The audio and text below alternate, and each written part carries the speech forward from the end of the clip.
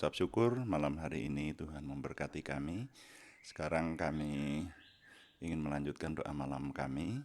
Kami menyerahkan Tuhan yang terus memimpin, memberikan perlindungan, kuasa Tuhan, dan membawa kami kepada kesempurnaan Tuhan. Terima kasih. Dalam nama Tuhan Yesus Kristus kami berdoa. Haleluya. Amin. Selamat malam Bapak Ibu Saudara sekalian yang sudah bersama dengan kita di sini. Mari kita melanjutkan doa malam kita, Saudara.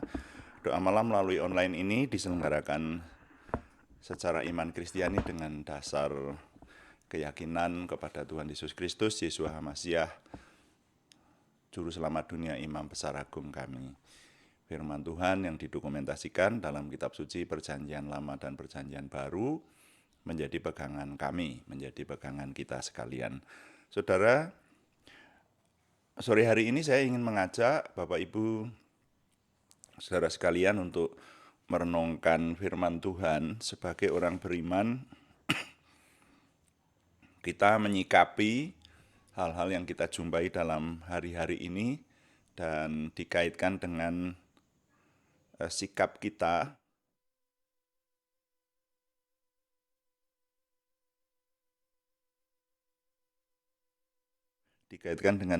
kita sebagai orang beriman. Nah, saya ingin mengajak Bapak Ibu membaca lebih dahulu di kitab Ayub pasal 31 ayat 37. Ini menjadi pegangan saya dalam hidup saya. Sekali lagi, dalam hidup kita sebagai orang beriman, pegangan kita adalah firman Tuhan. Jadi hidup kita ini berdasar kepada firman Tuhan. Kalau kita tidak hidup berdasar kepada firman Tuhan, bisa bahaya, saudara ya. Nah, Ayub pasal 31 ayat 37, firman Tuhan berkata, ini catatan yang ditulis oleh Ayub dalam hidupnya. Firman Tuhan berkata demikian, setiap langkahku akan kuberitahukan kepadanya, selaku pemuka aku akan menghadap dia.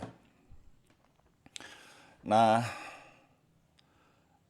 kenapa firman Tuhan yang satu ini perlu kita ingat kembali, saudara? Saya digelitik dengan peristiwa yang terjadi dalam hari-hari ini, khususnya hari Sabtu yang lalu, tanggal 29 Oktober 2022. Belum lama berselang, mungkin sekitar 1 bulan yang lalu itu ya, atau sudah ada 1 bulan atau belum itu. Kita mengalami peristiwa sepak bola yang di Indonesia, pertandingan sepak bola, yang kemudian terjadi kerusuhan sampai membawa korban jiwa, jumlahnya kalau saya tidak salah ingat 129 tewas sekitar itu ya. Jadi lebih dari 120 orang tewas. Nah, ini sudah pernah kita renungkan, tapi kemudian di dunia internasional ternyata terjadi lagi, yaitu di Seoul, Korea Selatan. Hari Sabtu yang lalu ada pesta namanya pesta Halloween. Mungkin bagi kita yang tidak biasa, tidak paham ini. Pesta apa tuh ini? Pesta Halloween ini. Jadi dunia itu memang punya hari-hari tertentu ya. Di masyarakat dunia itu sering memperingati hari-hari tertentu. Ada hari kasih sayang, apa itu? Valentine, terus ada hari apa lagi. Sekarang ini malah lebih banyak lagi. Ada hari ayah, ada hari ibu, ada hari apalagi, hari santri, hari buruh, hari yang tidak salah sih, silahkan saja. Itu semuanya kalau untuk tujuan baik sebetulnya sih tidak masalah. Nah, tapi yang namanya hari Halloween ini atau pesta, istilahnya peringatan bersama lah, yang disebut hari Halloween itu orang-orang konon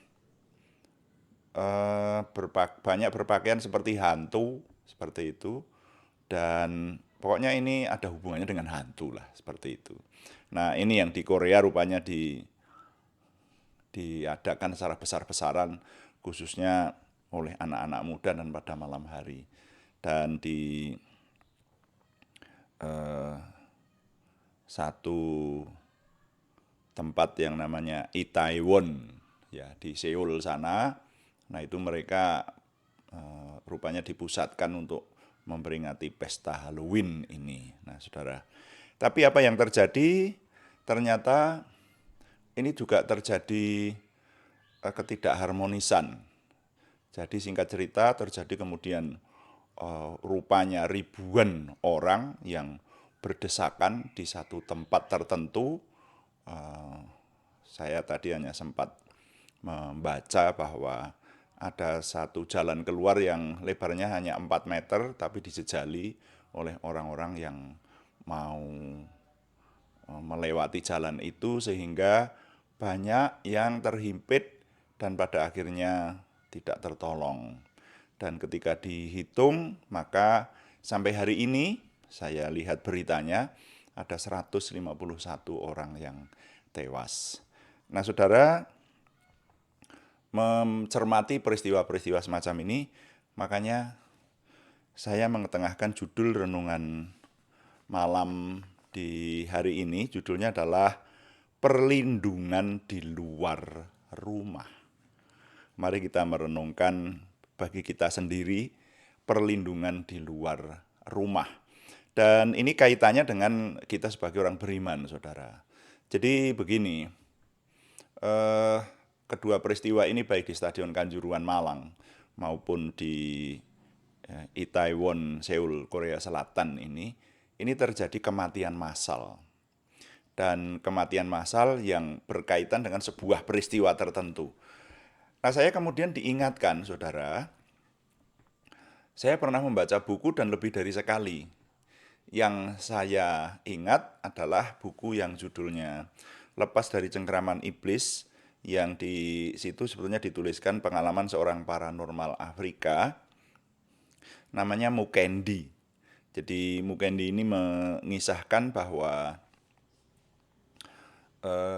dia itu diberi kemampuan supranatural yang memberi ternyata Lucifer.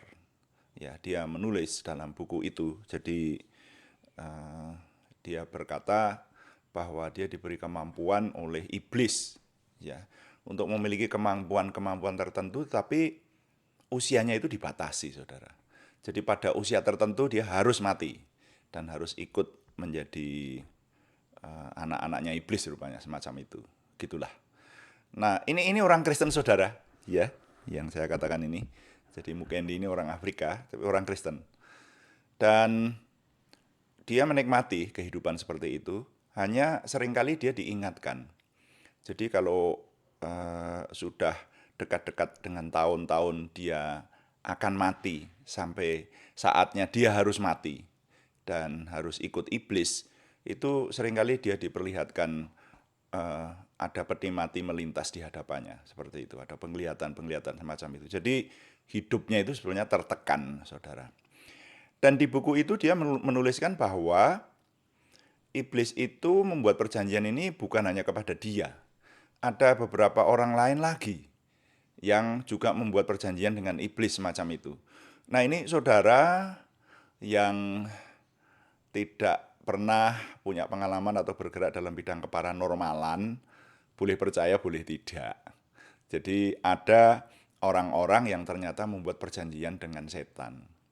Kalau kita seringkali mendengar hanya katanya gitu ya. Katanya ada orang yang pengen kaya, lalu membuat perjanjian dengan setan, nanti harga yang harus dibayar itu apa? Misalnya anak sulungnya mati, ada yang seperti itu toh. Lalu ada lagi yang usianya dibatasi, ada lagi yang kalau yang namanya Bulus Jimbung itu katanya orangnya belang, ya.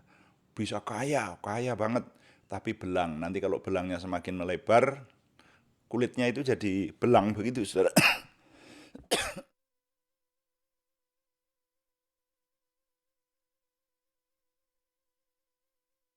Kalau belangnya itu semakin melebar, nanti sampai waktunya ya yang bersangkutan itu juga mati.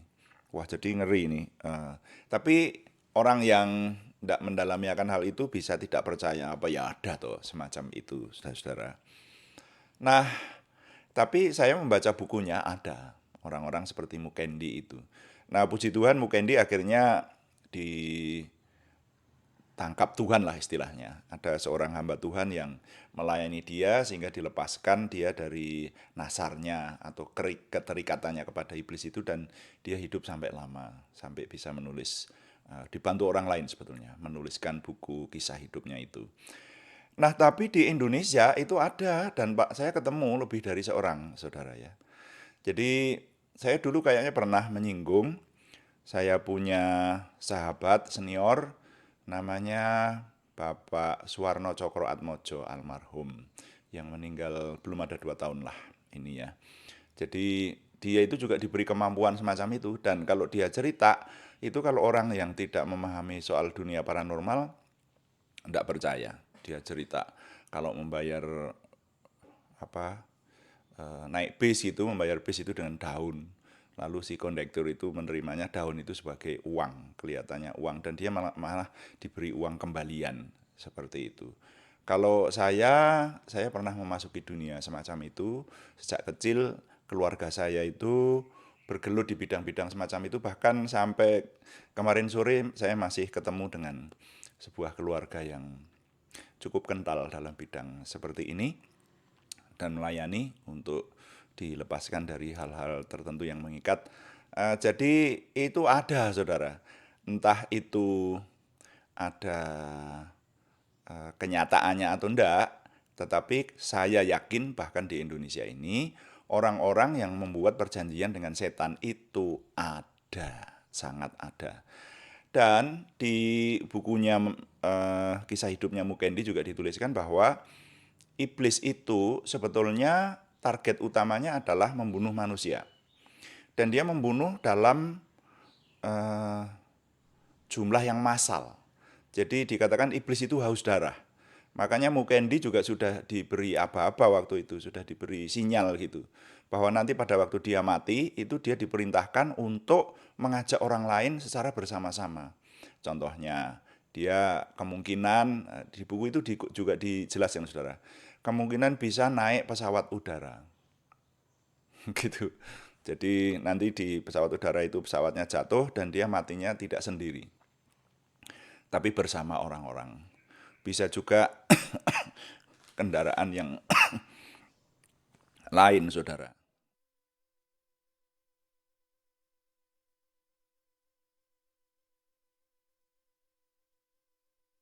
Kendaraan umum yang lain, entah itu kereta api atau apapun. Jadi, nah ini saya membaca ini, saudara dan saya boleh tidak percaya, tapi ada orang-orang yang semacam ini, saudara. Jadi ketika saya mengingat peristiwa Kanjuruhan dan juga peristiwa Itaewon yang di Seoul, Korea, itu saya jadi teringat kisah-kisah itu. Itu, saudara ya. Jadi ada orang-orang yang membuat perjanjian dengan setan untuk keuntungan tertentu, entah itu kekayaan, kemampuan supranatural tertentu, kemuliaan, derajat pangkat dan sebagainya. Tapi ada harga yang harus dibayar dan itu bisa menyeret orang lain gitu loh. Nah, bahkan kalau saya boleh sampaikan, hari ini saya masih punya beban doa. Ada seseorang yang berkata kepada saya bahwa dia memiliki perjanjian dengan seorang oknum, disebutkan seorang oknum, atau tepatnya roh, ya, oknum roh seperti itu yang menolong dia. Sayangnya saya ajak dia untuk melepaskan ikatannya, itu belum mau. Saya masih mendoakan dia. Serius, ada ini orangnya, saudara. Saudara jangan tanya orangnya ya, ini urusan Tuhan dengan orang yang bersangkutan, dan saya sebagai hamba Tuhan tentu saja. Nah, jadi ada di dekat-dekat kita itu ada yang semacam itu. Nah, pertanyaannya adalah begini. Bagaimana kalau ada orang seperti Mukendi, seperti Pak Suwarno Cokroatmojo, yang dipakai oleh iblis, puji Tuhan kedua orang nama yang saya sebutkan tadi diselamatkan oleh Tuhan. Mbah Warno sudah dipanggil Tuhan dan menjadi hamba Tuhan, saudara. Dia menjadi pendeta. Puji Tuhan. Ya, jadi bertobat dari keparanormalannya. Dan kalau yang belum bertobat, terus nanti eh, orang itu diperintahkan hari ini kamu harus ikut iblis, harus ikut aku, iblis misalnya seperti itu. Maka sekarang naiklah pesawat ke Jakarta dan orang di pesawat itu menjadi milikku semua. Nanti pesawatmu itu akan jatuh dan kamu meninggal bukan hanya sendiri tapi bersama orang lain. Nah, saya itu hanya memikirkan kalau terjadi semacam itu, bagaimana kalau yang ikut menumpang itu saudara atau saya? Nah, ini semacam inilah yang kita harus berjaga-jaga. Makanya judul renungan sore hari ini menyikapi peristiwa di Korea ini. Dan memang sengaja saya hubung-hubungkan dengan pengalaman pelayanan saya maupun referensi-referensi yang sempat saya baca, saudara. Mari kita kalau keluar rumah itu membentengi diri. Halo. Berapa banyak dari saudara dan saya kalau keluar rumah tidak berdoa? Saya mendidik keluarga saya, anak-anak saya, cucu saya sejak masih kecil. Kami didik kalau mau keluar rumah, hanya ke tetangga sebelah itu pun harus ngomong sama Tuhan, berdoa sama Tuhan. Gitu. Tuhan, saya mau ke tetangga sebelah, lindungi kami untuk kemuliaan namamu, kan begitu. Nah itu saudara. Nah ini karena ada dasar ayatnya. Di mana itu? Ayub pasal 31 ayat 37 itu menjadi pegangan dalam hidup saya, saudara. Ya. Setiap langkahku akan kuberitahukan kepadanya, selaku pemuka aku akan menghadap dia. Dianya huruf besar, nyanya juga nya huruf besar, saudara. Nah, jadi jangan main-main. Hidup kita ini rawan sekali. Kita ini ada dalam peperangan, saudara ya. Nah, coba perhatikan ada orang yang salah sedikit saja. Ini kalau saudara membuka dalam hari-hari ini, bahkan ada pawang ular kobra yang dipatuk oleh ularnya sendiri dan tewas. Gimana itu? Nah, ini kan jadi hidup itu dekat sekali dengan kematian. Lu iyalah, hidup itu dekat dengan kematian sebetulnya. Ya, banyak kisah orang yang tidak apa-apa, tidak pernah membayangkan bahwa akan tiba-tiba kembali ke alam baka, tiba-tiba bisa kembali. Nah, jadi saudara-saudara, mari dengan mengingat akan hal-hal ini, saya mengajak saudara-saudara sekalian, saudara dan saya kalau mau keluar rumah, harus lapor sama juragan kita yang di atas. Saya seringkali berkata seperti itu. Harus lapor kepada atasan kita, kepada Bapak pemelihara kita. Gitu. Karena apa? Ayatnya berkata, setiap langkahku. Itu sebabnya maka kalau saudara belajar dari Ayub, hidupnya Ayub itu dipelihara oleh Tuhan. Dia tidak akan menderita sengsara tanpa seizin Tuhan. Ayub menderita sengsara digocok oleh iblis, kan seizin Tuhan. Kalau Tuhan tidak mengizinkan, Ayub tetap dalam perlindungan yang kokoh. Nah, ternyata hidupnya memberitahukan kepada kita, setiap langkahku akan kuberitahukan kepadanya. Selaku pemuka, aku akan menghadap dia. Makanya kita mengenal ada yang namanya doa nafas. Ya, teman-teman yang pernah mendengar ini, namanya doa nafas. Doa nafas itu doa dalam satu tarikan nafas. Sebagai contoh, ketika bertamu di tempat orang, lalu disuguhin minum. Apakah sebelum minum harus tutup mata, berdoa seperti di rumah? Berdoa tidak harus demonstratif banget, tapi dalam satu tarikan nafas kita berkata, Tuhan kuduskan minuman ini untuk kemuliaan namamu dalam nama Tuhan Yesus Kristus. Amin. Itu berdoa dalam satu tarikan nafas. Nah, apalagi kalau kita mau keluar rumah. Ya, makanya saya kalau mau keluar rumah itu semakin jauh keluar rumah saya berdoa semakin rinci, saudara. Ya, bahkan saya minta kepada Tuhan supaya jalan-jalan yang saya lalui, yang kami lalui itu juga dikuasai Tuhan.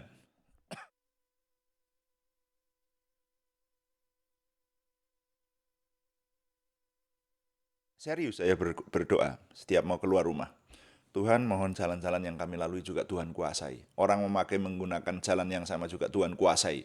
Iya toh, nanti kalau ada yang seperti Mukendi atau Mbah Warno yang belum bertobat, nah itu maka Tuhan melindungi.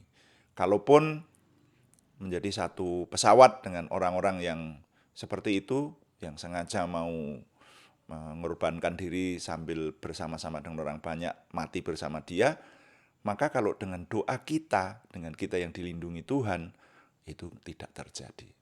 Jadi begitu saudara ya. Perlindungan utama kita itu datang dari Tuhan. Jangan lupa itu, sebagai orang beriman tidak boleh kita sembarangan. Saudara, di luar rumah banyak bahaya. Makanya kadang saya sudah keluar rumah lupa untuk berdoa. Apa yang terjadi? Minggir saya di pinggir jalan untuk berdiam diri sejenak, minta perlindungan Tuhan. Karena hidup ini adalah peperangan, saudara. Dan hidup ini di luar rumah ini banyak bahaya. Makanya jangan lupa firman Tuhan ini kita ingat. Dan saya berharap ini juga menjadi prinsip hidup Anda. Ya, Ayub pasal 31 ayat 37 itu sampai saya hafal, ya, karena memang ini saya hidupi begitu. Saya impartasikan kepada saudara-saudara sekalian untuk dihidupi. Jadi, saudara-saudara, nilai yang dapat kita serap sore hari ini, saya kalimatkan, harus disadari banyak ancaman ketika berada di luar rumah. Maka jangan lupa mohon perlindungan setiap saat. Ya, kepada Tuhan tentu saja ya. Saya ulangi, harus disadari banyak ancaman bahaya ketika berada di luar rumah. Maka jangan lupa mohon perlindungan Tuhan setiap saat. Tuhan dipuji. Amin. Mari kita berdoa. Kita berdoa syafaat dan juga mendoakan nama-nama yang dalam minggu ini masih harus kita doakan. Kita berdoa. Bapa di surga, kami mengucap syukur untuk renungan malam hari ini. Kami mengucap syukur untuk kekuatan, kesehatan, kelancaran yang Tuhan berikan, sehingga kami mencermati apa yang terjadi di sekeliling kami. Kami mengingat akan firman Tuhan. Kami merenungkannya dan semuanya membawa kami kepada kehati-hatian, kewaspadaan, hikmat yang dari Tuhan, sehingga hidup kami lebih hati-hati di hadapan Tuhan.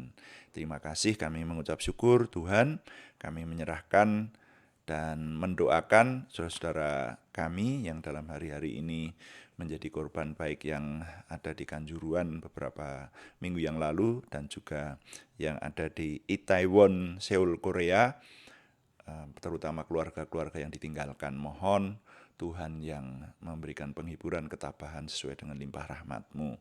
Doa kami, peristiwa-peristiwa ini dijauhkan dari kami, terutama yang ada di Indonesia, sehingga kami tetap melakukan aktivitas kami dalam damai sejahtera Tuhan.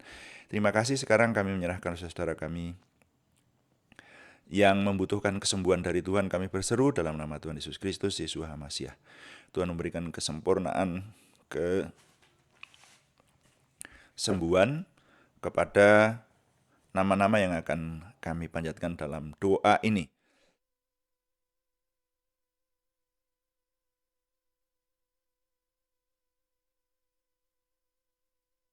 Kami berseru dalam nama Tuhan Yesus Kristus, Yeshua HaMasyiah. Tuhan memberikan kesempurnaan kesembuhan kepada saudara kami Aryati Wirawan, saudara kami Anistiawati, saudara kami Budi Suswanti, saudara kami Yohanes Sutarman, semuanya di Purwodadi, saudara kami Ananda Alek Giovanni Wibowo di Salatiga, saudara kami Siti Rondia, saudara kami Cahyani Bagiowati dan saudara kami Otniel di Semarang, saudara kami Krisningsih Joko Widodo di Yogyakarta, bahkan juga untuk pergumulan selain kesembuhan, yaitu pergumulan dari saudara kami Sri Purwati dan saudara kami Yohana Asri Sabtorini. Kami mohon Tuhan yang menjawab doa kami, menolong kami, sehingga pertolongan Tuhan nyata kami rasakan. Terima kasih untuk setiap doa pagi maupun doa malam yang kami lalui.